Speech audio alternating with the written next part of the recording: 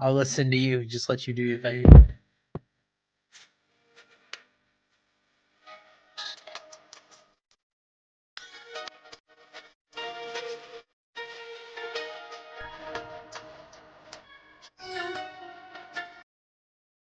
Hey, fight fans. Thanks so much for joining us tonight. We are back. This Paramount schedule is going to keep us busy, and we are back with an Apex card that is stacked a little bit higher than normal. I actually think we got some quality depth to this card.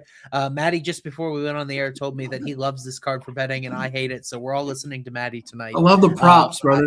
There's so many good props on this card, in my opinion.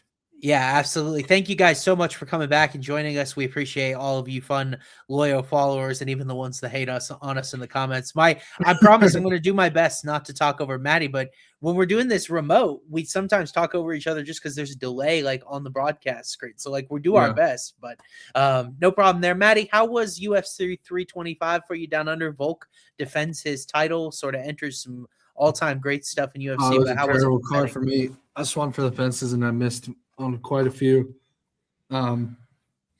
We knew the risk with Lopez by finish, bro. He's just outskilled. He just outclassed, bro. And I don't understand what he was doing, dude. It felt like he had the same game plan. Like he didn't really have much of a difference in my opinion. Yeah, I mean, I thought it would have benefited him to take a more aggressive game plan. He kind of tried the point fighting style and it didn't work, and it felt like this time was an even worse attempt. I had Volk in the main event. I got a great number on Bet Openly. Shout out my guy Gino Donati, but I don't think that was a fun 25 minutes if you had a Lopez ticket, because it didn't really feel like he fought to his strengths at all. No, yeah, I agree. That fight is never happening again. It shouldn't have happened the second time in the first place. So, Matty, you had one great ticket on the main card. You had Mauricio Rufy round 2. Rufy round 2 KO. It saved my night. I still lost money on the night, but I got like 12, 13K back of the 20K, so I was happy with that. Yeah. I had Rufy round 2 KO. It was like 1K to win 12K. I like a couple of those 2-3 angles on this card too, so we'll talk through those. But that's my favorite way to get like nice plus money. Like you find a fighter you like, you either go 1-2 or 2-3, especially when you find a fight that's like expected to go the distance, and you can get a guy good plus money on those late rounds. That's what we found with Rufy, bro. That was such a good buy low spot on him, and the knockout. So yeah, we recouped some of our ammunition there. I was super disappointed there. Like that, those are the fights that I'm trying to, when I try to tweak and perfect my model, those are the ones I'm trying to fix. Where I had Fazeev a big favorite there. It was one of my bigger plays on the card, and it just felt from the moment that the fight went, I felt like I had the wrong guy, and that's kind of what I try to avoid. It was a weird night. Unfortunately, dude, if I got the Yi Jia decision, I don't know if you saw the decision or much of that. That was pretty bad. If that went my way, I was up about 3 units. Instead, I was down about 3 units. Just the way it hitched out with the safe parlay. I had Yi Jia by decision as well. It was just super unfortunate. And, those are the kind of the breaks that sometimes they go with you. Sometimes they go against you. I thought we got a comment from our boy Jewish Better to share with us plus 6,000 sub parlay with McAuliffe. I thought sub was looking so good with that was a good read, bro. It was just unlucky, dude. That was such an embarrassing heavyweight fight, bro. I thought Tai Tuivasa had the better cardio out of the two, which is pretty sad. If Tai Tuivasa's got the better cardio, we're in deep shit. But we'll see if we're in deep shit at the Apex this week. We have Longshots is Friday. Longshots Friday, breakdown show Wednesday. It's the same every week. I have a hard time keeping my days straight nowadays. I'm surprised that folks get this is Wednesday, so it is you and me. We're going to break down UFC Vegas 113. We have 13 fights on this card, Matty. Some definitely stashed on the Apex, but some really intriguing matchups. And this may not be one of them. We start off in the women's bantamweight division. Claudia Sygula taking on Priscilla Cachoeira. We kind of know the deal with Zombie Girl at this point. We've seen her quite a bit now at this 135 division even. And then Sygula coming off a win over our girl Russian Ronda in a fight where Russian Ronda, Arina Alexieva, did not look very good. So Sygula actually positioned as like a minus 160 favorite here. It's kind of drifted her way throughout the week, Matty. What do you think of this matchup, bud? At first glance, like this isn't a bad matchup for Priscilla. I mean, she's typically losing to grapplers. She did get chinned in her last fight, which was a sick hit for Jocelyn Edwards bettors inside the distance. But I tend to think that this is maybe a dog or pass spot. I haven't looked at this fight a ton yet, but I do think you're kind of getting a really good buy low spot on Priscilla, who's been finished in three of her last 4 fights. She got armbar, darced, and then right hooked in her last fight. And I just think this is a step down in competition, but I haven't spent a lot of time on this one. So I could see a world where you can take Claudia by decision, though, and maybe like Priscilla just toughs it out, loses on the scorecards. But I do think she's live here for sure. Yeah, I certainly don't know how you could have a level of conviction in either one of these gals. Like I kind of liked Sygula against Melissa Mullins in her debut. That was a big number north of like plus 200. And you kind of think about taking those numbers in this division at any time. But Cachoeira is someone that's always given me trouble because she just wades through damage. Her peripherals are terrible. She's 0-5 to submissions. Actually, that loss to Jocelyn Edwards, Matty, was her first career knockout, lost by knockout, which is really concerning when she's now 37. I think Sygula's got pretty good hands. And she'll have quite a bit of reach here at distance. I think she'll be ahead in terms of the kickboxing. The wild card is if this fight hits the ground, because some of the jiu-jitsu guys in our chat, you can probably attest, I think this might be the worst jiu-jitsu match in the history of UFC. Like overall cumulative jiu-jitsu talent, Sygula being a white belt, and then Cachoeira, like I mentioned, is 0-5 with subs. So I don't know what could happen if this ends up finding the mat, but I do think Sygula will be ahead of distance. But like I haven't had any sort of temptation to play this fight, and Claudia just outside of model range. So this fight's plus money to go the distance in women's MMA, which is pretty crazy. Plus 105. Sygula by points plus 180, Priscilla by points plus 450 range. That's on an offshore. I don't see the props up here in Florida yet on this one. But yeah, not much to say on here. I think it goes a distance and it's 29-28 one way or the other in my view. So you like distance here, it's plus money. I kind of like I mean, I don't who is going to finish who here? Does that favor Cachoeira? Yeah, I don't think it favors either. Yeah, I guess so, just because of the durability factor. I mean, Sygula's been finished twice, once by submission, once by TKO Melissa Mullins. Yeah, ground and pound. That was Mullins ground and pound. She hasn't been KO'd at distance, which I think is a good distance, thing. Right. Yeah, she she has actually a lot of submission losses in the amateur. You talking about Claudia? Yeah. Yes, dude. Just two submission losses at amateur and then one professionally. Yeah. Dude, the armbar is fucking crazy. I wonder what a Priscilla armbar would pay.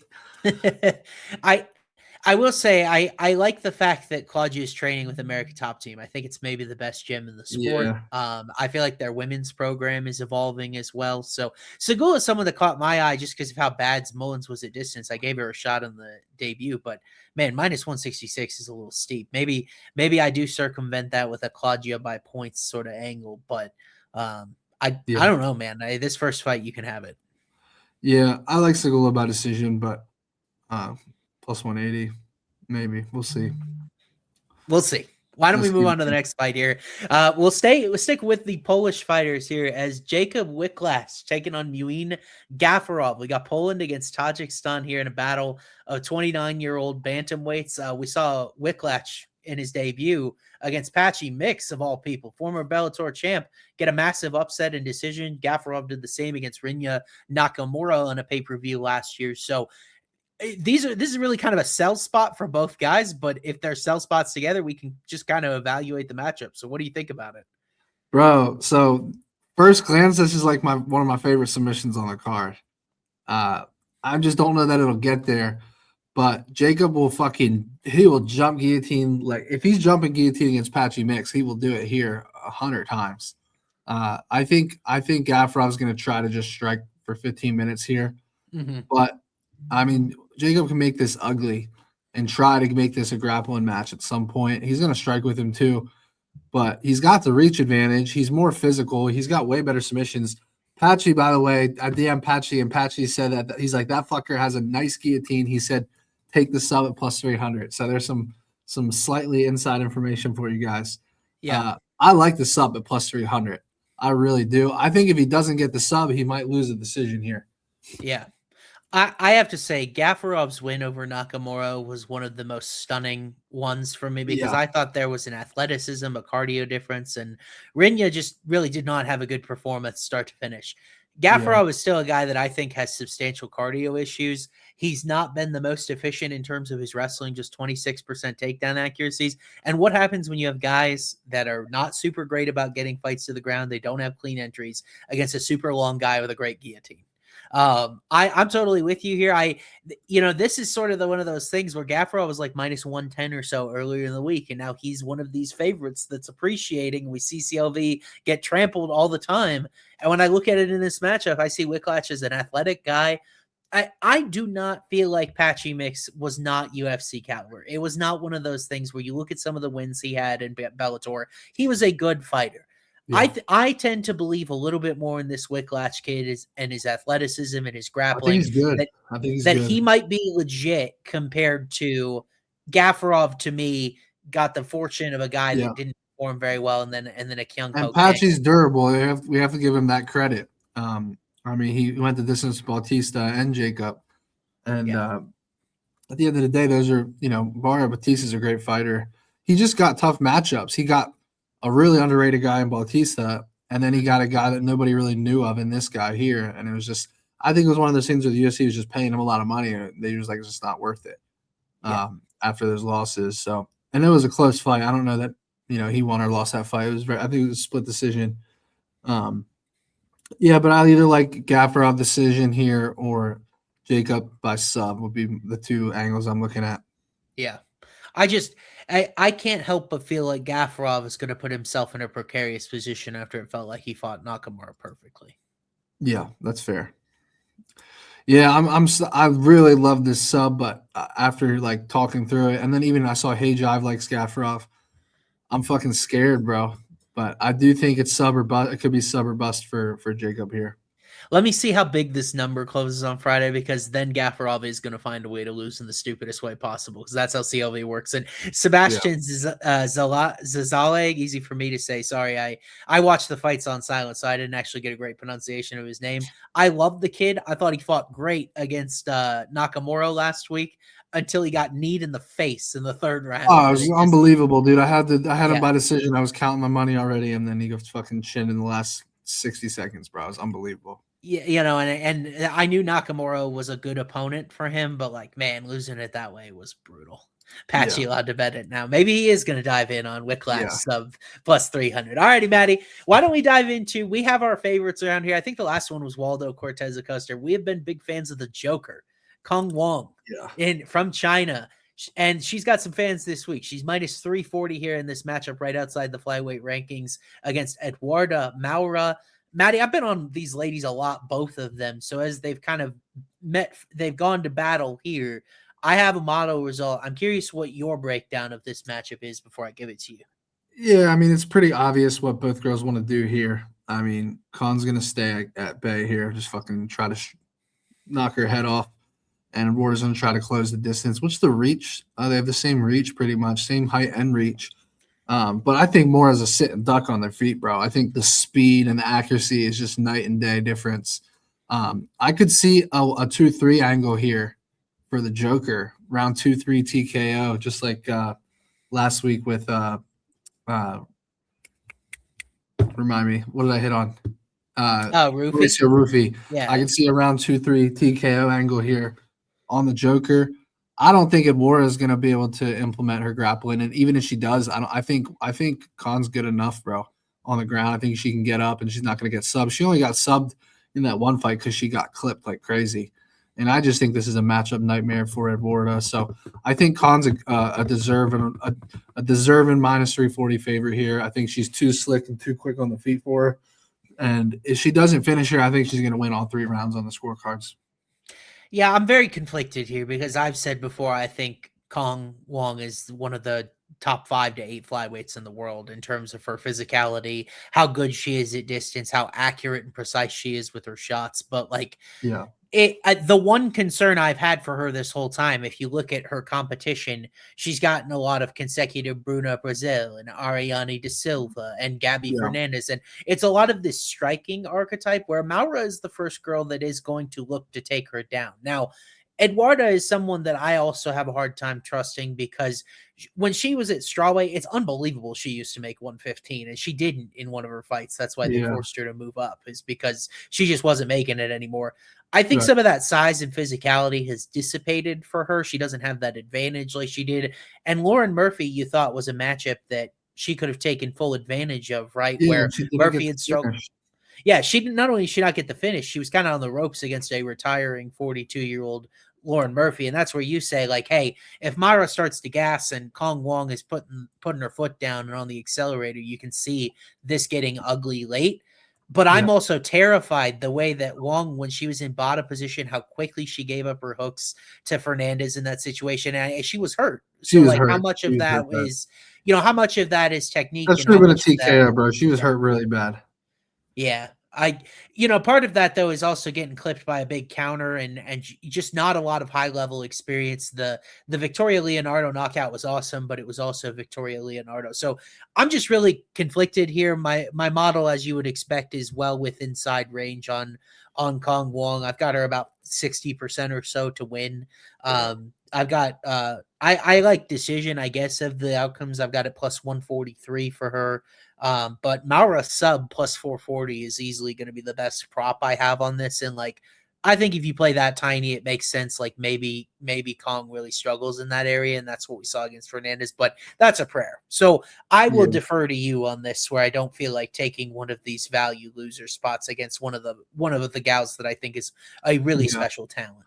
I mean, plus 350 on the KO for a con here is, I mean, it's a good number. It's women's MMA, but it's a good number at plus 350. I mean, you're getting a minus 340 favorite at plus 350 at her path that she would like, with the strike in. So I kind of like that, but I would go 2-3 to get better value on it. I don't see her starching her in round one. So let's see what that looks like. Round 3 KOs 11-1.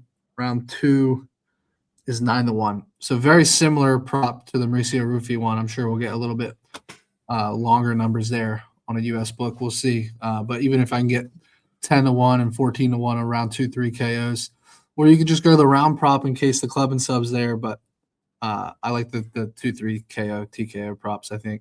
Yeah. I totally makes sense and checks out. I think my model's underrating how ugly this gets late if we're still going, but maybe I kind of am looking how this violence number tricks down. I've got the fight plus 138 to not go the distance, and it's like right there depending on what book you look for. So maybe if this starts to get juiced because these ladies have a lot of decisions recently, I can play a little bit of violence. Yeah. See, this is a good point by JB. It really is a good point because Colin does look for that, bro. She's not afraid to fucking go for a choke. So maybe you just go around 2-3 here instead of 2-3 KO. She's such a Terminator, dude. I don't want to wager against her. I feel like, you put her in there. She would beat what's her face 9 out of 10 times, Fernandez. She just got too cocky. I mean, think if you put her in there with Namajunas, bro. I think she 30-27 throws easily. Really? And that's like 7th, 8th in the division. That's crazy. Yeah, it's possible.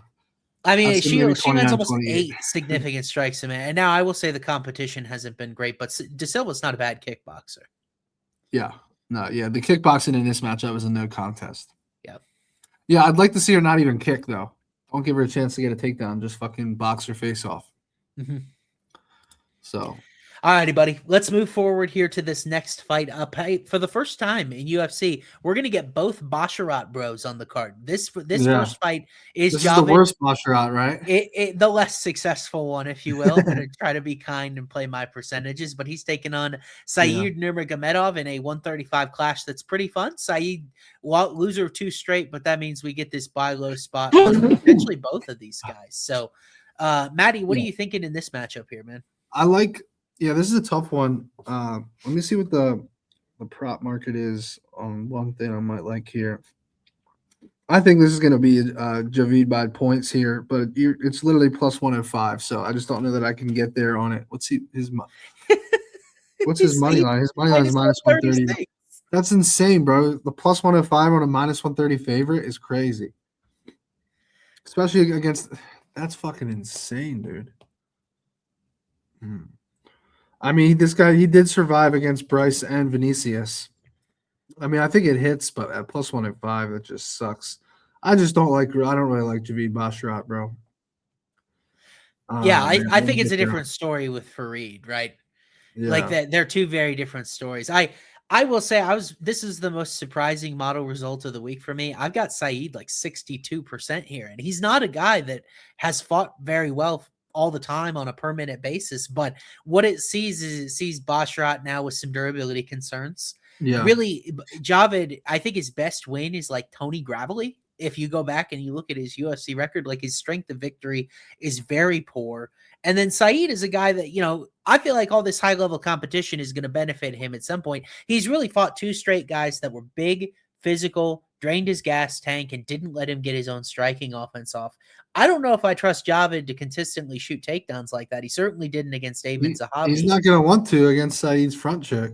Yeah, and that's the other thing is he's got 3 guillotines in UFC, so that's a really dangerous thing. So my first bet of the week here was on Saeed. I already fired at plus 110. Like I said, I've got him a decent sized favorite, which might be his death knell. But I kind of like, if you like Saeed, I kind of like inside the distance because Basharat to me has been a little bit more friendly on the scorecard. He fares better in decisions, and if Saeed wins this fight, maybe you don't have to worry about his gas tank if you go kind of a 1-2 sort of angle early. But you know, when he got blown up by Ricky Simone and the Zahabi fight really wasn't even particularly close. It was a clear loss. I feel like Saeed is really talented, and he's just fought this horrible type of matchup for him recently, and he can get back on his horse here. Yeah. The KO and the sub for Saeed are about the same number. It's about 6-1 on each of them. Mm-hmm. So I like the inside the distance would be what, 2 something? I think plus. I looked earlier. Plus I think it was plus 300. Yeah. Wow, plus 300 is not bad against a guy that just got shinned. Yeah, not only, you know, I just think he's going to be faster at distance early. I think he's got a power advantage, and then the gilly. If he gets hurt, you got to be careful of that gilly always against Saeed. Yeah. Yeah, what do you think about, dude? I might take a stab at the round 1 finish for Saeed. He's so dangerous in round 1, and he could get a KO or a front choke in round 1. Yeah.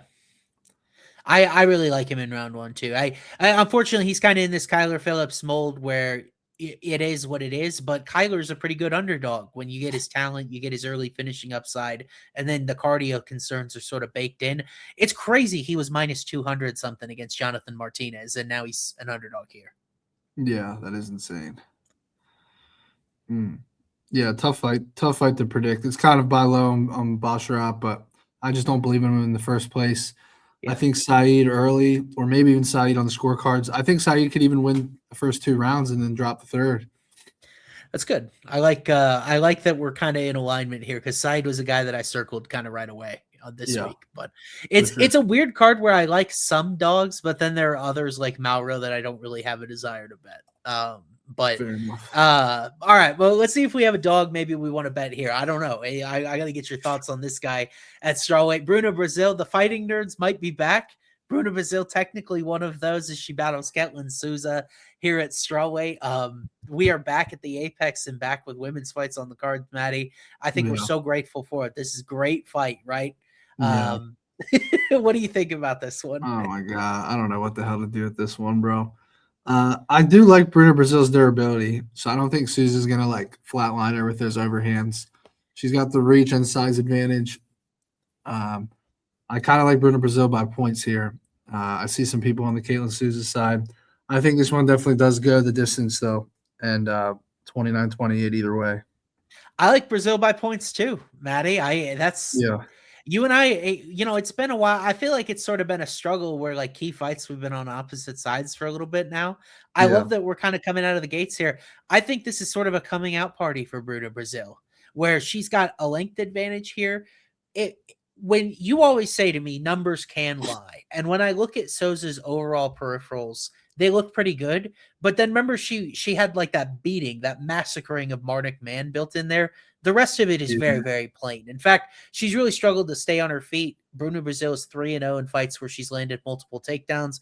I think she could have the ability to do it here against Souza. And so if she's got the length advantage on the feet, if I trust her durability a little bit more, if we've got the potential takedown upside at plus 130, I think it's a really, really good number for her. Yeah. We get plus 185 on Brazil by points. I like it. We'll take that. I've got Souza about 51.6%. So obviously Bruno on the money line then with that the case. But I've also got Bruno about 5% more likely to win a decision. So some of that is Souza, a little bit of sub, a little bit of KO upside sprinkled in because she's very physical. But I think on the cards it really does benefit Bruno too. Bruno spars with Gene Silva. That's crazy. I mean, John Silva would probably be down for it because that guy is freaking insane. Yeah, no, John Silva he'd be sparring regular guys. Like he's like a little mini Sean Strickland. Did you see that John Silva is saying that Volk is running from him? It's like, dude, he just defended his title against a guy that he's a head case, bro. I love him though. Yeah, he's a complete head case, bro. Yeah, we're happy so to have good him. though. I would still love to see. That's the fight I want to see. I want to see him versus Volk. I would much rather see that versus Murphy or Evelev. I think they may give it to us, and that with Evloev and Murphy battling next, who knows? It's like they did it on purpose, you know? Yeah, but like, isn't MMA so weird where Lopez wasn't close with Volk twice, but I think if I threw John Silva in there and you made it about a pick 'em, I would take John Silva against an aging Volk at this point because the way he's able to cover distance. I gotta stop betting against Volk though, bro. I can't do it anymore. It's literally I would take Volk points, Silva finish, Silva KO, Volk points, and one of them's hitting no matter what. It's coming. As one of Volk's most ardent supporters, he's my most profitable fighter ever. Okay, It's coming. Volk's time is coming. What he's doing is amazing, but it has a limited shelf life, and some of these matchups have been good for him. But it's I mean, Silva just has way better like in the pocket striking. Like you saw that in the Lopez matchup. I still think that fight goes a completely different way if they fought again. And like Silva, it's like Silva is the guy that could actually box with Volk for 25 minutes and find the shot. The same way Topuria did. Like Topuria could even lose a decision to Volk, you know, but he finds a shot and it doesn't matter. And that's the way I see Silva Volk going. I think Topuria Silva at 145 would have been fun. I don't think Ilya's ever going back, but like hypothetically speaking. No. Yeah, I agree. It could have been fun. Hey, our guy Sygula in chat, love the show, boys. Hope you guys are doing well. Thank you for that positivity. Hey, thank you, bro. Thank you. We appreciate you guys' support. And we know how many live viewers we got. You guys are tuning in every week and crushing it for us, even on these Apex cards. And by the way, have we gone peak Apex with this fight here? Nikolai Veretenikov taking on Nico Price at welterweight. These guys 2-8 combined since the start of 2022. What could possibly be better? We actually do have odds on this one. They didn't get it onto our graphic, but FanDuel opened up like minus 245 or so with Veretenikov. So Price coming back in that plus 200-ish range. So, Matty, what do you think of Veretenikov being like a decent sized favorite here in a battle of two unreliable customers? What's his price at right now? Veretenikov's minus 245. Yeah, I think he's a deserving favorite here. I like him going the distance with Soriano. And I don't hate the Vanderford loss. I actually think Vanderford's pretty good. But I like Nikolai here. I don't know if he gets the finish, though.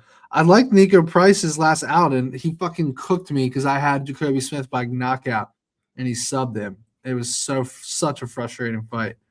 But I like Nikolai here to get it done on the money line. Don't really have a prop angle at this moment. Yeah. I think we're split here. I like Nico Price. I feel like his high level experience is a big advantage here. This is a weird fight where both of these guys are looking for their jobs. And Veretenikov's one win in UFC was against Francisco Prado, who's to me, he's a lightweight. Like he put him in there with 170s. He looks so small compared to these guys. Whereas Price is actually the longer guy. I know I get it with Nico. He is done. And I put that in my write-up that I think he's done too. But I think Veretenikov is done as well, where it doesn't seem to me that he takes punches well. I think he's going to be a little bit slower than Nico. It's weird that Price hopped in on short notice here when this is pretty much it for his contract. Like, I feel like he's hopping in with some sort of confidence and and things like that. But again, my model doesn't have a short notice adjustment. I've got Nico the tiniest of favorites here, 50.2%. I really think the Veretenikov early angle is just like a Nico is completely done. But when you look at Jacoby Smith getting taken down by Themba Gorimbo, I know that Price has not been the most reliable customer, but he's also been like plus 500 or greater in those two fights. Like he was sent on a job to die. And I think against Smith, at least, he hung on longer than a lot of us thought he was going to. So I don't know if he's completely done yet, but I think that comment we just got coin flip fight, to me, it's much closer to that than where the odds sit. And so I fired tiny on Nico Price here early to start today because I think the number is going to go down in his favor just a little. Fair enough. I don't got much else on this one. Maybe we should keep this out of the cycle. I think that would be a good idea. Yeah, this one and that one are not going in the cycle. You don't think Bruno Brasil could buy points as any sort of cycle leg, bro? Like actually, it's not bad. If I can get like 2-1 on Hard Rock, maybe we'll see. So the number for Bruno is going up, so maybe her decision prop does rise a little bit. Yeah, that's true. Maybe we get lucky. But yeah. All righty. Why don't we move on? See if we got a potential cycle leg in this next fight up here. It's actually the featured. Matty, we are flying by our standards. I'm still an Alex Morono fan, bro. I'll never forget when he cashed me out on round 2 sub against Timmy Means. I hit like 22-1 on that. Yeah. He's such an underrated grappler, but he's no wrestling. Like his jiu-jitsu is really fucking sleek, bro. But he just can't get fights to the ground, or he doesn't want to. And it's the one thing that frustrates the shit out of me. He likes to scrap. Yep. I certainly think that I would have loved to see Morono's career in Rewind with a different gym and being able to cut to 155. I feel like his frame has always been able to make that 155 cut, and it just maybe his nutrition wasn't optimized, but we'll see how Alex does against Daniil Donchenko coming off the Ultimate Fighter. He had a dominant, nasty round 1 win there. So the odds at minus 590, this looks like a sort of sacrificial spot, Matty. What do you think about our guy Morono? I don't know. I haven't watched enough tape on this guy. I think he probably knocks out Morono, though. I can't trust Morono, and even when he doesn't get knocked out, he always gets hurt, bro. And his body language always looks terrible. I always think about the Joaquin Buckley fight. Yeah. And some of these other fights, and I just don't like his body language absorbing some of these strikes. And I don't think this is the matchup you want. A 24-year-old with 8 KOs. Like, I don't think it's a good matchup for him. I think he's a big dog for a reason here. Yeah. I mean, to make matters worse, I feel like Morono, I thought we'd have a buy low spot at some point, but like I really like this Donchenko kid, dude. I think his footwork is really great. It trains at Tiger Muay Thai with Rafael Fiziev in this sort of weight tier, and it kind of looks like it. The way he's got that side to side Muay Thai base. I think his takedown defense is really good. Not that it'll particularly matter here, but Alex is just in a really sad spot to me where you look back at the Carlos Leal fight. He took 80 strikes in like 4 minutes. The referee ended up just pulling Leal off at some point. And it's just a speed, athleticism difference. And I don't think Donchenko decision is crazy because Morono skirted the outside against Joaquin Buckley. He used his footwork to stay safe in that fight. And he is a really capable guy. But to me, if Donchenko survive for sure. Yeah. I think if he gets out of round 1, he probably survives here. Yeah. And I mean, Morono's 10-8 on the scorecard, so he's lost 67% of his losses are by decision. So I think the value is definitely on this guy by decision. If you get plus 375 there, whatever it is, it's a good play, honestly. I just don't like Morono's body language, but I do think the value is definitely on him by decision, though, against Morono. You know, I love me a good 5-minute sweat. I did it with Gautier 2 weeks ago. I had Taliesin Teixeira last week. I had Taliesin in fight starts round 2. Like, I love me a good 5-minute sweat, but I just don't know if I could go for it because Morono at some point stopped fighting back against Leal. And I'm worried that there could be a turtle shell here. So I've yet to make my mind up how, but I do think Donchenko gets his hands raised, and we can't even keep up. He's up to minus 800 on FanDuel. Number's huge. It's like borderline unplayable. Yeah, you put in there Morono decision. Morono decision's plus 800. That's pretty wild. Better than his money line because I don't think he's going to put out. It's way better. That's the only angle on Morono, in my opinion. You go to decision. Or even if you get maybe he gets hurt in round 1 and he rallies off 2 straight rounds, wins on the cards at 8-1. Even like maybe if you just cut off some of the juice, you go sub decision, because I do think if this thing gets a little weird or Donchenko maybe gasses himself out, Morono's jiu-jitsu is nasty. I think he's really good at wrapping up next the guillotine. He probably has a pretty good he probably has a good anaconda as well. The front chokes are just very good from him. So yeah, 100%. We both like Alex Morono. We're a little worried for him, I think is a good way to put it. But why don't we bump up onto the main card, Matty? Dustin Jacoby taking on Julius Walker. I saw a smirk on your face when we put these slides up here. My boy. And Jacoby is your boy, and that's why I was really interested in this fight, because like Walker is a guy that, to me, athletically has stood out since the moment he joined UFC. Like, he looks different. But Dustin Jacoby is a tough veteran, a tough gatekeeper to get past, and we've seen him defend a couple of these spots so far. What do you think about Dustin in this matchup? He's positioned -200, so he's getting a little respect for odds makers here. I don't know, bro. I think he's getting a little disrespected in a way. I mean, he should school this guy on the feet. You know, it just comes down to age and fucking takedown defense. Yeah. But I mean, we just saw this spot against Bruno Lopez. I cashed big on Jacoby by KO on that fight. He rallied against Vitor Petrino. The guys he's losing to have big power, you know, like Dominic Reyes, Menefield, Azamat Murzakanov, he went the distance with. Like, I don't think Julius Walker has a ton of finishing upside here, unless you really just think the age is just the factor. But Jacoby does have a pretty good chin. He has a lot of miles on him for sure. But I mean, do you really think that highly of Julius Walker's wrestling? Like, he's athletic, but is his wrestling really good enough to get this fight to the ground consistently? And I think Jacoby can get up pretty easily as well. I was actually surprised. I saw this open, I think -180-ish. And I was like, damn, that's a good price on Jacoby. Yeah, dude, I'm kind of with you so Jacoby has prevented his opponent from getting multiple takedowns in 14 of his 17 fights. Like, the guy has really good takedown defense overall. And Walker, his entries haven't been the best. He had a hard time against Menefield, and the Sygula result is a little frightening, isn't it? Where he was the one guy that couldn't get Sygula out of there and early. Yeah, I'm blown away. I think people are thinking that this guy, you know, he's only been fighting for a few years. Like you said, I think 8 fights. So I think people are expecting him to make a big jump here in skill set, just continue to develop his skill set. He's young, he's athletic. But Jacoby's a legit kickboxer, bro. I'm blown away by this one. What is his KO prop?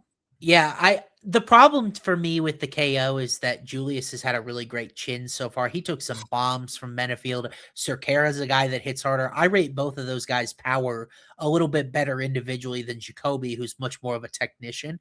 I kind of like Dustin points here, +250. But I don't have a great deal of confidence in that when Walker's striking defense is so bad, 43%. And Matty, to me, it feels like he just doesn't know what he's doing at space. He was grasping at legs in that third round for Sygula to save his life, or he might have gotten really tagged and hurt.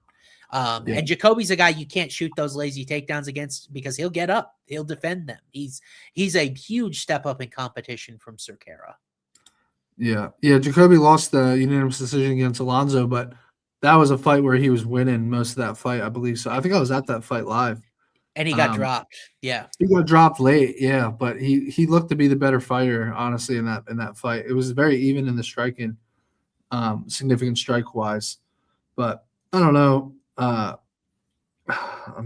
torn, bro. Jacoby's my boy, so I'm a little bit biased. Yeah. Jacoby outlanded Alonzo Menefield 93-68 and lost that fight. Whereas Julius Walker and Menefield had the exact same significant strikes. It was like 87-86. I like Dustin here, bro. I could get behind points or KO, obviously, but points seems to be where there's good value on, just with Walker's chin and it being a better number. You know what's crazy is I like Jacoby to win this fight, but I still think one day Julius Walker is going to be like a top 5 guy in this division. I really like his tool. I think he's just got to learn at like age 30. That's what I mean. He's just got to learn how to fight. And like a guy like Jacoby is a great learning lesson and opportunity for him, where I do think this probably is prolonged because Dustin doesn't have the most one-shot power. But how does he survive against a guy who's just constantly popping that jab out there on the feet, who has the ability to sprawl and keep himself upright? Like, this is a matchup. Menifield's kind of an untechnical slugger, whereas Jacoby, I think, is a lesson teacher for Walker. And I like Jacoby to win this fight, but I do think Julius still has a really high ceiling. Yeah, I think Jacoby can stay on the outside, kind of pepper him up and avoid the grappling. So yeah, I think points makes the most sense. We got our first super chat, guys. Remember, if you're not familiar with the show, anyone that sends in a super chat gets considered for me to put a $100 parlay in on your guys' exact picks. 50 will be for you, 50 will be for me. Last week's, it did not hit. Hopefully we can find one that hits this week. Here's the first one of the night. We got Almeida decision, Mihal KO, and Bautista decision. 28-1. Not a cycle, but it's a good long shot. What do you think, bro? That's not bad. It's not bad. We're going to talk on that main event because that's a scary fight to go 25 minutes with a weight cut and the aggressiveness of Vinicius. And then Bautista, I think, is kind of underrated with his striking and power, even though he goes the distance a lot. But that's a 25-minute fight. So we'll get to that. Let me take a picture of this one. We're going to consider it at the end of the show here. Yeah, I will say I don't know if I feel the same way about the subs. I really like one on the main card. I like the Wilkacz one we talked about earlier. And then I'm thinking about Moura, even though I'm probably not going to pull the trigger. So I think we've had way worse cards for subs than this one. I agree. I don't think it's a terrible sub card either. Moura sub. Thank you, Dano. Thank you. It's possible. Yeah. And that's what we live by. I think there's a few sub spots. All righty. Maybe it's Gilton. Maybe Jewish just read my mind. And this is that's probably the best. We'll get into this later, but it's probably one of the best prices you're going to get on a Gilton sub. Yeah, especially if he gets it. Career. If he gets the sub this card, you're never going to see that price again. That we'll talk about in a little. All righty. Speaking of subs, Matty, why don't you guys sub to Home of Fight Picks so that you can get the pros? How about that? That was a pro intro. That was a good transition. Why don't you guys sub to Home of Fight Picks with our guys Nolan and Hayden at Hey Jive Picks? They are doing unbelievable stuff every week. I saw it this week. I'm like, I kind of just go about my business. I focus on my picks, and then I look up and Nolan's had 11 winning cards in a row. I'm like, what on earth? That is absurd. That is unheard of, but that is the professional stuff you get from Home of Fight Picks. And if you want to try them, you can go to winnable.com/HOF Picks. You could go to HOF Picks on Instagram or X as well. Use code HOF, 7 days free. You play your card right. That could be 2 different cards of picks, depending on how you want to do it. 7 days free. You can get access to all their stuff. Hey Jive does a lot with DFS as well, even if you're in a non-legal betting state. So awesome stuff those guys are doing.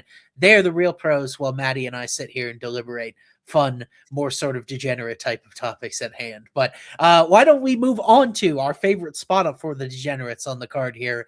This bantamweight bout here between John Matsumoto taking on Farid Basharat. I think we can keep talking about subs, Matt, because John Matsumoto cashed a pretty big one for you back in the day. I know he's been your guy since that sub against Argueta, but that was a bit ago at this point. Had a couple of tough fights. We see that a lot, and now all of a sudden bantamweight is so loaded. Here's Farid Basharat in your bracket. This dude is unbelievable, 5-0 in UFC. I think this is a great fight, Matty. I'm just curious what you think of it and this particular matchup, especially with the odds and the props that we have on the screen here. I think it's a close fight. I think this one goes the distance. Matsumoto is kind of a finisher, but when he faces like good competition, he's not getting finishes. You know, Miles Johns, Rob Font, Brad Katona couldn't finish any of those 3 guys. Basharat, I don't think is going to be able to get Matsumoto out of there either. So I like this one to hit the cards. Probably Basharat edging it out. But man, plus 330 on Matsumoto is enticing. I have to do it, man. Like I just have to take the Matsumoto shot. This is going to be, I like to do like a decision and a split decision in a fight I think is going to be super, super close. I think this one's going to be razor close. Too. That's a good point. I totally agree with that the small cage at the apex benefits Matsumoto. Both of these guys fight on the razor's edge. You're talking about split decision, one moment here, one moment there. And I feel like everyone's a little bit low on Matsumoto because he had that type of fight against Miles Johns. Johns has like 95th percentile or better striking and takedown defense. He's just a hard guy to separate from unless he gasses out. And I think people are a little low on Matsumoto because of that. Whereas Farid coming into this fight is the guy that's 5-0. He's got the sparkly record. He's even got a couple of finishes mixed in. He's got one finish mixed in there. But his last fight against Gutierrez to me was shocking, where it's like he was 2-2, or he was 2 for 2 on takedowns and just stopped shooting him against Gutierrez. And that's how you beat him. He made it way closer than it needed to be. So I think Matsumoto's the side at value in what is a very close fight.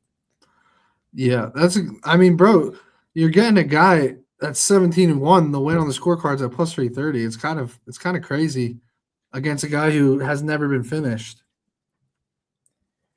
And despite that font result, the scorecards have been pretty kind to Matsumoto, both on the Contender Series. He got the nod against Brad Katona, and he got one against Johns. So he could land he could land the bigger, more damaging shots, but get outstruck and maybe steal it. Can I ask you something to see if we're on the same wavelength here? Yeah. I don't think it's super likely, but that Matsumoto Gilly that he got against Argueta, Basharat is the type of guy that will really shoot like that. And I think his Gilly's really good. It's not super likely, and my model doesn't like it whatsoever. Maybe I guess it does at 12-1 or so, but like it's just something. It's interesting.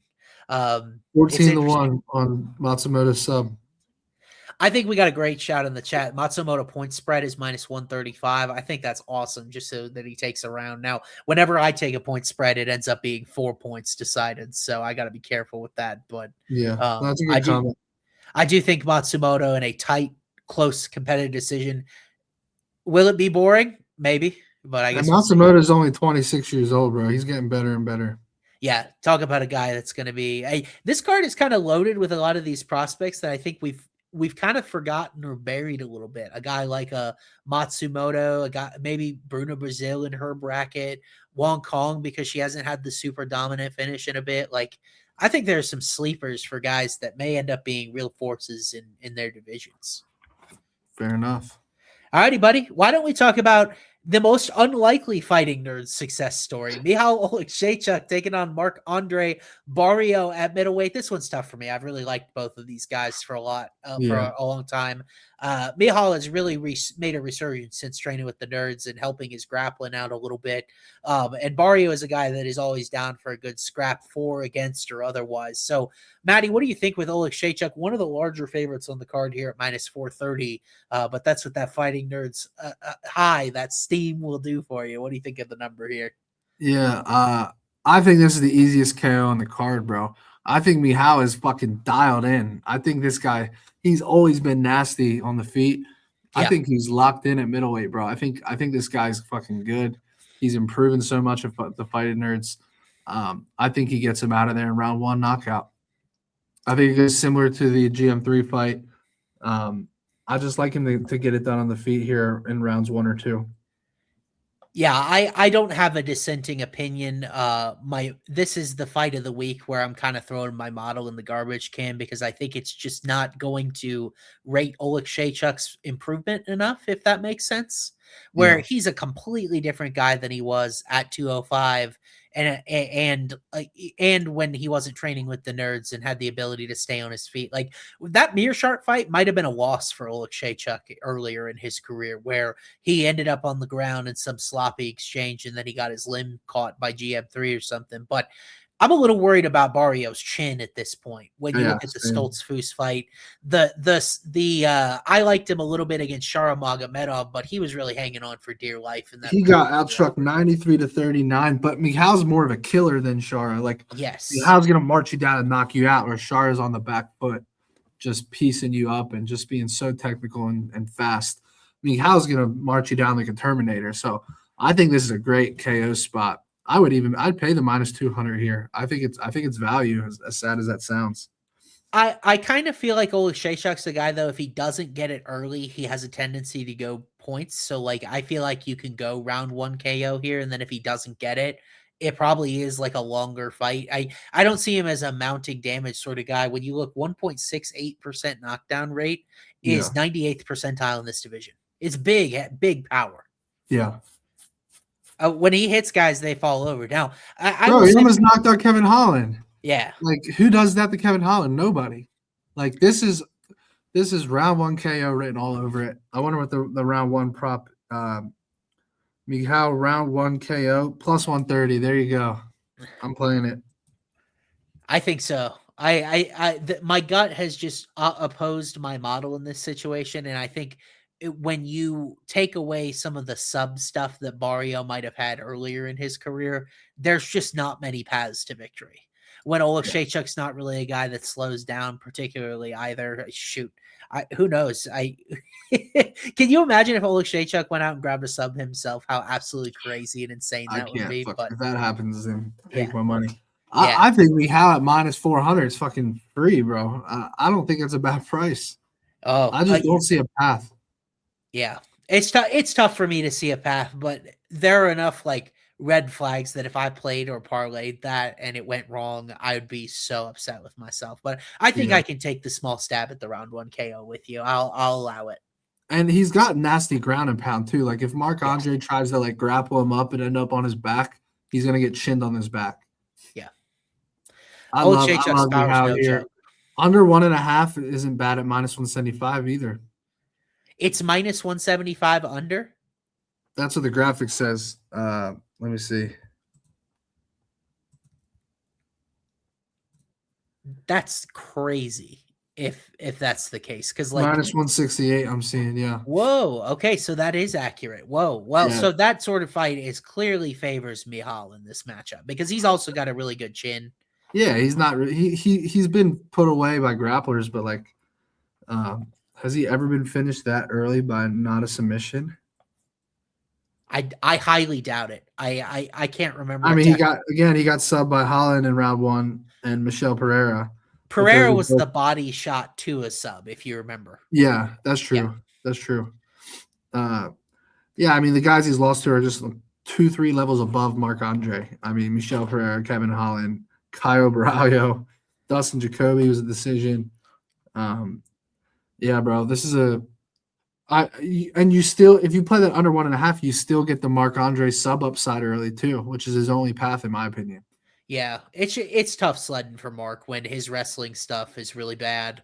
Not a ton of power like on paper as well. It's just it's just hard. I'm going big on round 1 here, dude. I'm going big on it. Yeah. What's the difference between round 1 and round 1 KO? Like what even is the difference? Oh yeah. It's plus 115 versus plus 130. Yeah. Oh no, plus 125. So I'm looking on FanDuel's book right now. So it's like 10 cents. These subs they can have my money. Okay, I'm taking round 1. I play it safe. That's my roll around here. Yours is the dice. So I mean, Marc Andre has really only been subbed by fucking Fluffy. That's it. So yeah. I don't. By the way, did you see Fluffy's price against Sean Strickland? No, you're breaking minus 300 against Sean Strickland. I love Fluffy. But that number is crazy, bro. I love Fluffy. I think he's the best fighter in that entire division. I'll take him over anyone. But minus 300 is so disgusting. I'm gonna be on Sean at that price. I knew you because not the first time I've been on Sean at a big number and it worked out okay. So maybe we'll go back to the well. Yeah. Alrighty, buddy. Let's see what we got next here. How about this fight at heavyweight between Jailton Almeida and Rizvan Kuniev? Kuniev coming off an escaped win against Curtis Blades in a super, super tight decision. And then I think a lot of folks had high hope for Jailton Almeida punch that title ticket on the fight where we saw the mess with Cyril Gahn and Tom Aspinall. And it was a little underwhelming. Almeida ended up losing a decision based on not having enough damage. So now it's back to the drawing board in this matchup against Kuniev. Matty, what do you think about Jailton in this spot? I like him. I like him here. I think this is the buy low spot of the century. I just think him and Curtis Blades are two different grapplers. And I just can't get over the fact that Almeida was ragdolling Curtis Blades until he got fucking caught late in the fight. And then Curtis Blades had, I believe Curtis Blades had opportunities to grab the back against this guy where Almeida is definitely going to take advantage of those opportunities. Bro, I can get plus 260 here in Florida on the Almeida sub. I think I have to put it in one of the two cycles. That number for his level of grappling at heavyweight, for me to get plus 260 is crazy, bro. I just see him getting a rear naked choke. I agree with you, dude. I think this is a great spot, not just for the Almeida buy low in general. And by the way, if I see anything floating around that minus 140 mark, I'm gonna pounce. I don't have a model result here because Kuniev doesn't have the sample for it, but I Almeida sub is such a buy low spot, and I think people are underrating He's how much 13-0 to the sub, bro, and it's plus 260 and against I've a got heavyweight news. that he doesn't really want to strike with. Volkov is legit on the ground now. Volkov is fucking amazing. He's top 3 in the world. Yeah, and he was able to find his way to half guard. I don't trust Kuniev's cardio to make it 15 minutes avoiding the sub.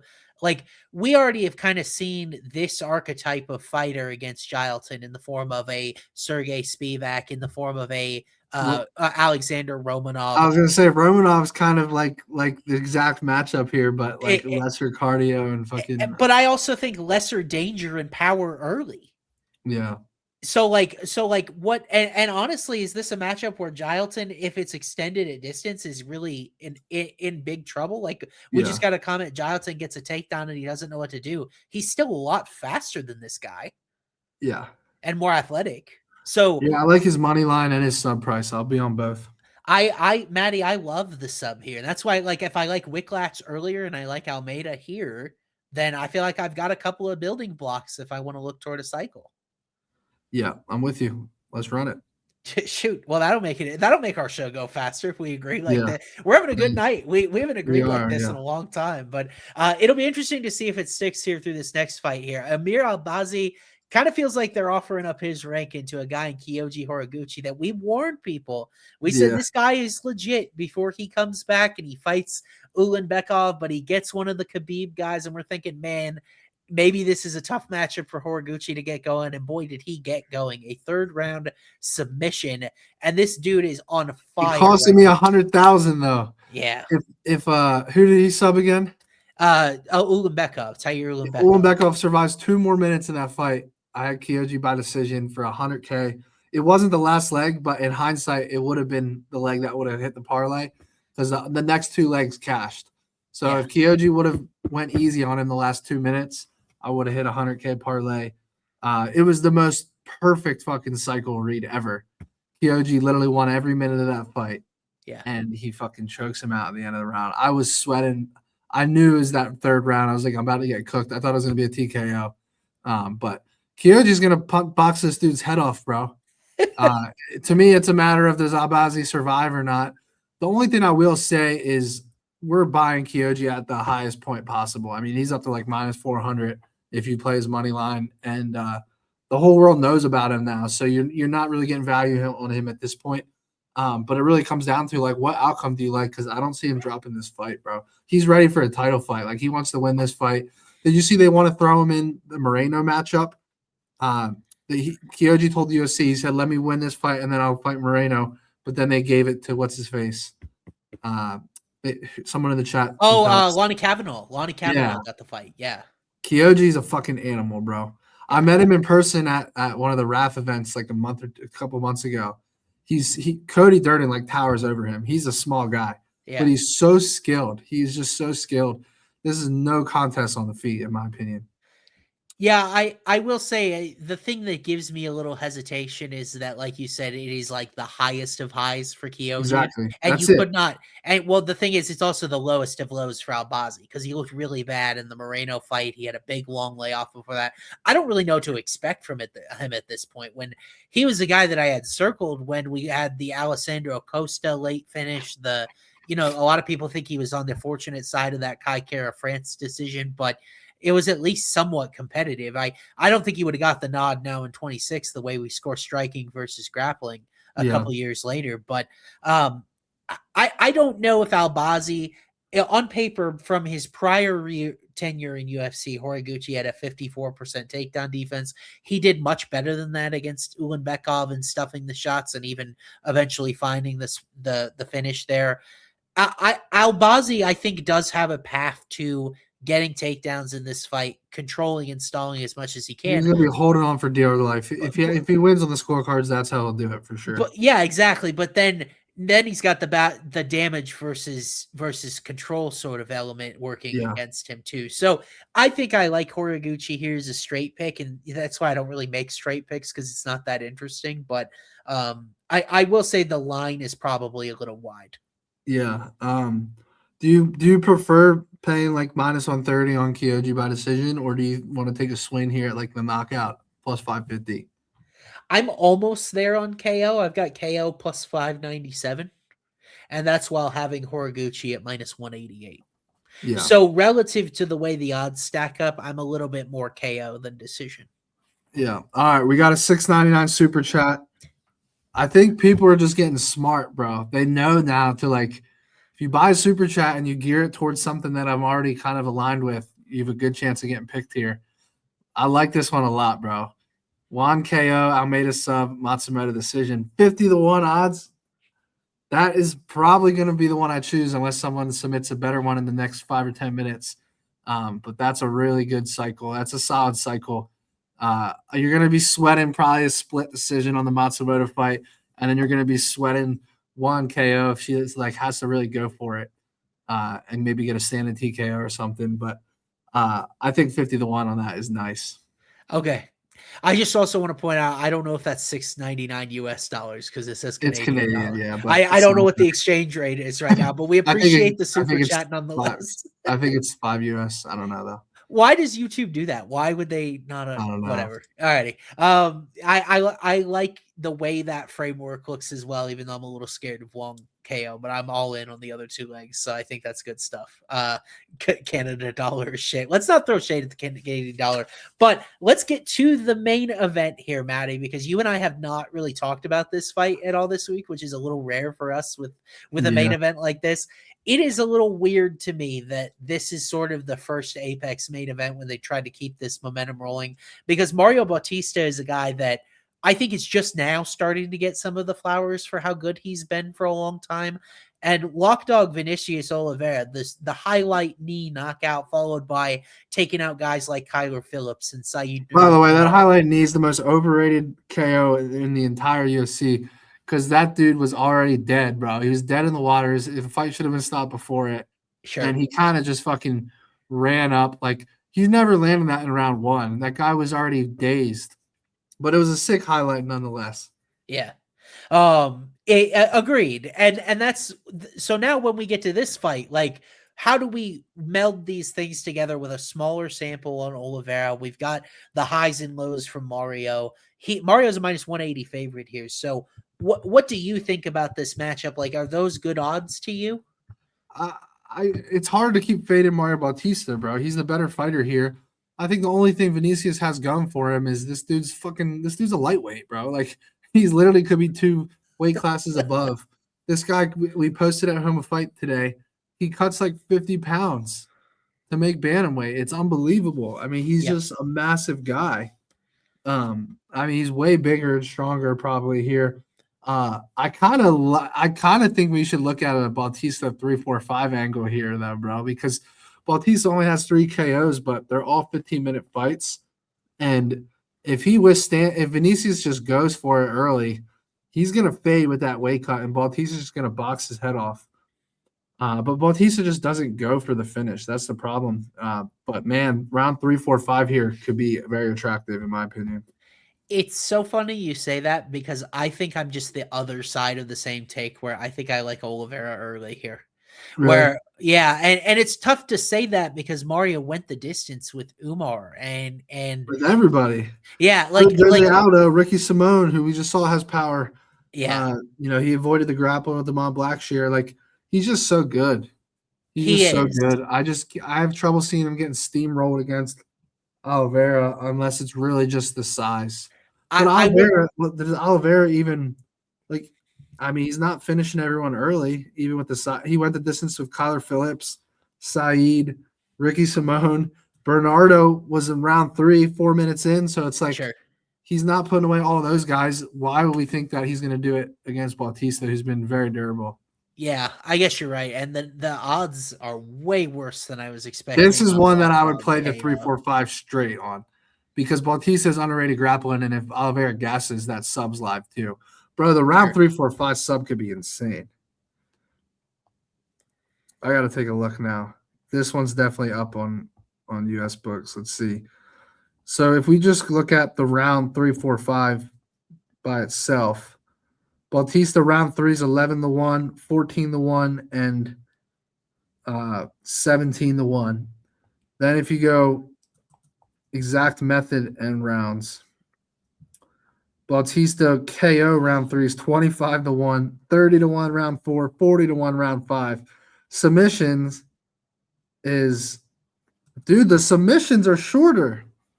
That makes sense to me. Mario's a guy that I think has a grappling base when you factor That's that crazy, in. bro. I thought the submissions would be longer.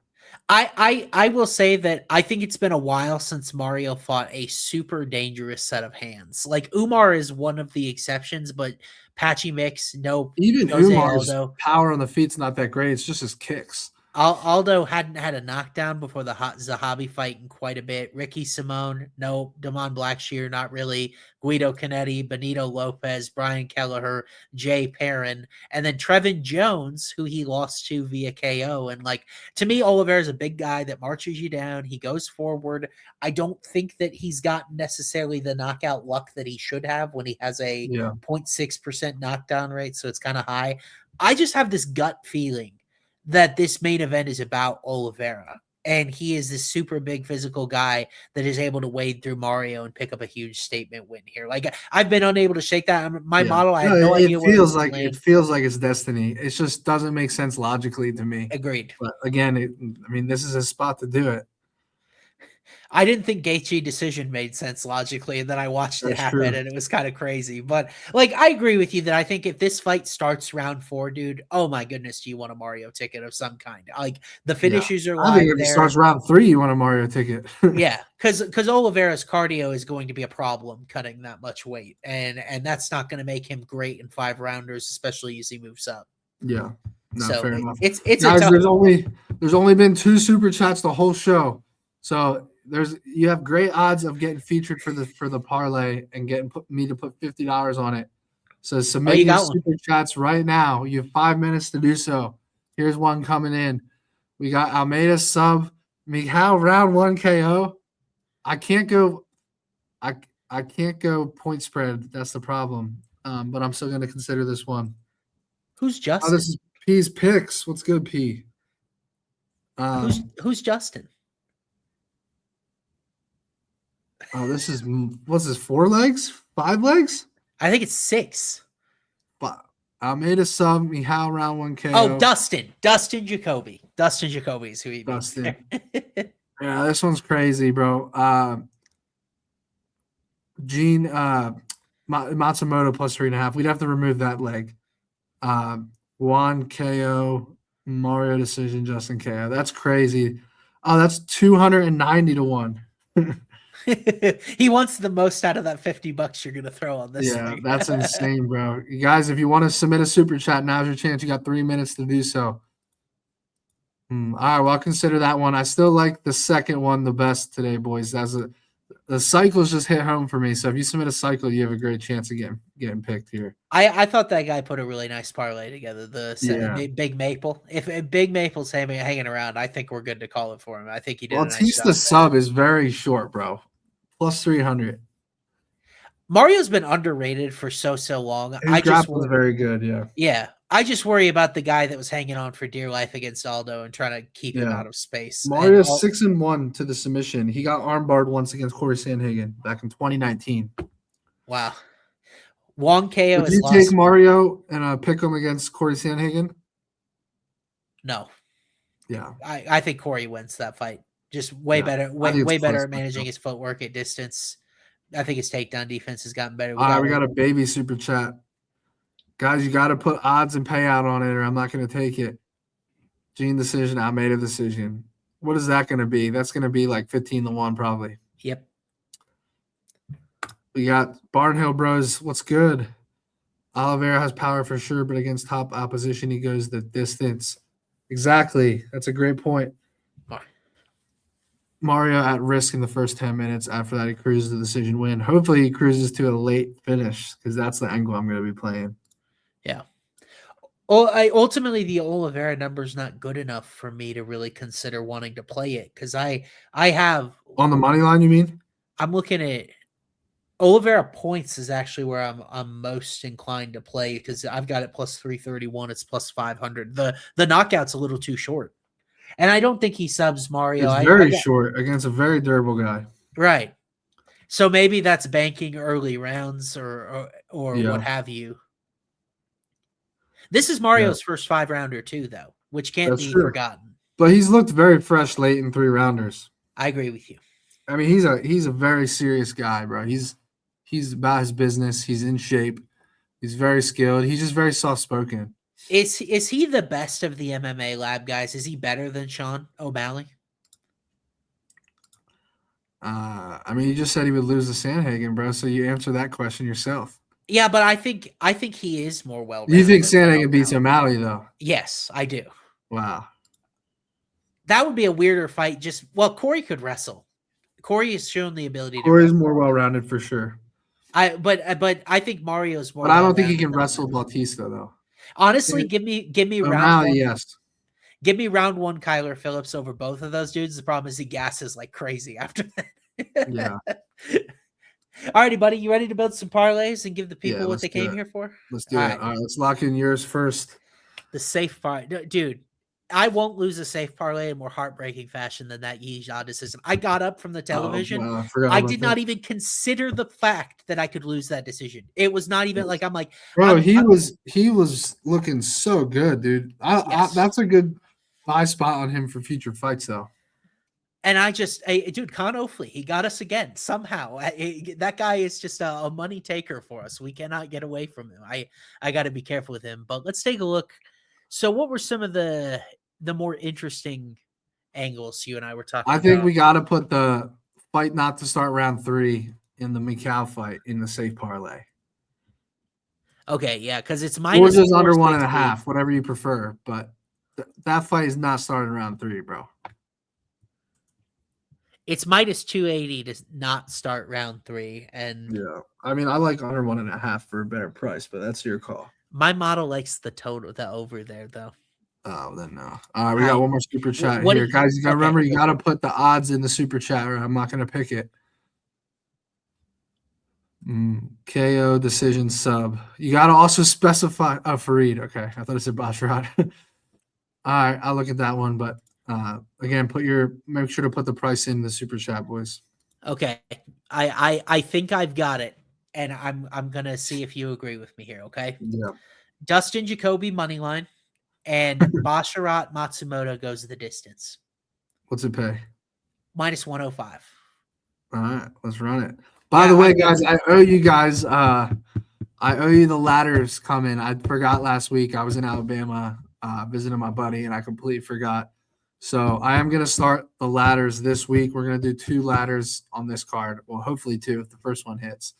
But we're going to climb the ladder starting this week. Do you want to pick the leg here? Not yet, because I haven't bet it myself yet, and I don't want to get fucking housed on the odds. Got it. Okay. So now we got to do a long shot. Yeah. I think we go 2-leg long shot here. A sub and a KO or a sub and decision or something like that. Yeah, we've done a couple subs before too. Yeah, let's do I think we got to go Jonathan sub in there at plus 260. I'm good with that. All right, Jonathan sub plus 260. Oh, I got a terrible number right here, bro. Bro, that's why I'm going to go straight to the counter and get this in cuz that price is going to drop. Yeah, I got plus 210 at this book. That's terrible. Yeah. That's why I love it so much here in Florida. 260. I was like, I got to go bet that right after the show. We should. We should. I want to go. No, I was going to go Mihao round 1 KO, but it's just not really big enough for the long shot lay. Why don't we go? Wow, Johnson's only minus 150 on Hard Rock anyway, dude. That's a good price. I kind of want to just go Wang Kong KO. I'm not gonna let you do that in our show parlay. When I'm scared of it, do it in your own cycle. You got plenty of parlays you're gonna build. We agreed so much this week, dude. Dude, what if we did the two leg sub with Wilkacz? Because you and I both like that one at plus 300. Yeah, it pays. It's 13 to 1. Is that big enough for you? Yeah, I don't know. It's not bad. Hold on. Let me see what else there What do is. you think? What do you think about? We talked about that Saeed round 1. Yeah. That's kind of a tough sell. It's 8-1, so those two together pay 31-1. Let me see something real quick.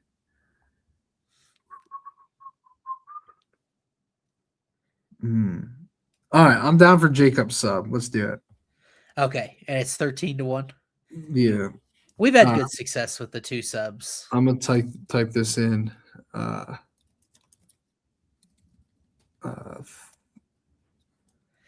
plus 300 is the best number I've seen on his sub too at Hard Rock.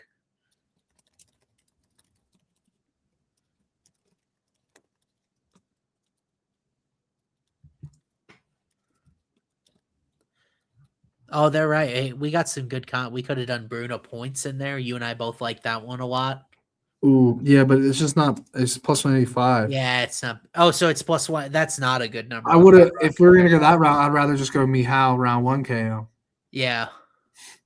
Here it is, boys. This is the official long shot play. Agreed. For the show right here. We got a sub special, Almeida and Jacob. Both by sub here. 100 pays 1440. What do we think for a dog? Oban Elliott was looking good until it wasn't. Like I'm surprised that I can't believe he fucked that fight up, bro. He was looking great. He's another guy that you can buy low on next fight. I think our dog of the week has to be Did we go Bruna for this, dude? Or Saeed? I'm cool with either. I think Bruna has a better chance. I agree. I would make her less of an underdog than Saeed, and she's at a longer number. Yeah, let's go Bruno Brazil. Nice. Bruno Brazil plus 125. I think you get a little better number than actually shop around plus 130 or so. So, alrighty. Well, how about that? A quick show by our standards. I appreciate you guys tuning in. As always, I will have a fight-by-fight breakdown of UFC Vegas 113 on homeoffight.com. So pumping up the website, even though that medium's kind of dead in 2026. But I appreciate Matty letting me do that. And Matty, when can we expect your cycle plays in the lab? I'll have the cycle out tomorrow. I'm going to do it earlier this week. Yep. I'll have at least one of the 2 cycles out tomorrow. I'll have the ladder out by Friday for sure. Guys, make sure to check out winnable.com/HOF picks. 7 days for free, code HOF. Go do that now. It's 2,300 people on the live stream. We appreciate all of you guys for tuning in. One last thing before we go. Home of Fight is at UFC Vegas 113 this week. They have YouTube interviews, in-person content, all that stuff on the Home of Fight YouTube. Our guy Jake Noecker holding down the fort with boots on the ground, credentials in hand, and we're so excited that they can get there and deliver some fighter interviews and things like that. So make sure to stay tuned to Home of Fight's YouTube. Thank you guys so much for joining us today. We will see you again next week. I think, is it an Apex? I think we got a road show next week, Matty, where we're back on the road. Let me see where. Is next week? Oh, okay. I'm sorry. We're off next week for Valentine's Day, and then it's Houston. Right after football ends. That sucks. Yeah, we got. It would be better to be off this week with the Super Bowl, and then yeah, we could have done the Apex card Netflix, but either way, in a couple weeks, we'll see you guys for the Sean Strickland, Anthony Hernandez main event in Houston. Oh shit! No, hold on. I didn't pick the super chat. Thank you for reminding me. Oh, I thought we went with the second guy. I did, but I want to at least call it out. Yeah. All right, hold on. Where is it? Wang KO, Kong Wang KO, Almeida sub, Matsumoto decision. Yeah, but I forget the guy's name. I want to make sure he knows. It was Big Maple Bets MMA. Sent us some of those fine Canadian dollars. Yes. All right, I have it right here. All right, we have one more submission. Gene decision, Almeida decision. What's that? Under 1.5? Guys, you gotta fucking type the shit in. Stop being lazy. I'm not playing I have this no shit. idea what that is. It's like algebra, bro. I don't know what that is. Too many variables for us. All right, Big Maple Bets MMA. You going $100? 100 on this parlay. 50 is yours. Wang KO, Almeida sub, Matsumoto decision. There it is, boys. we're set up for a fun. I think it's going to be a good one. Matty and I in a lot of alignment. We always love to see that. But until next time, guys, we appreciate you tuning in. Thanks so much for doing so. Stay frosty. Hope all your bets hit. Peace out, everyone.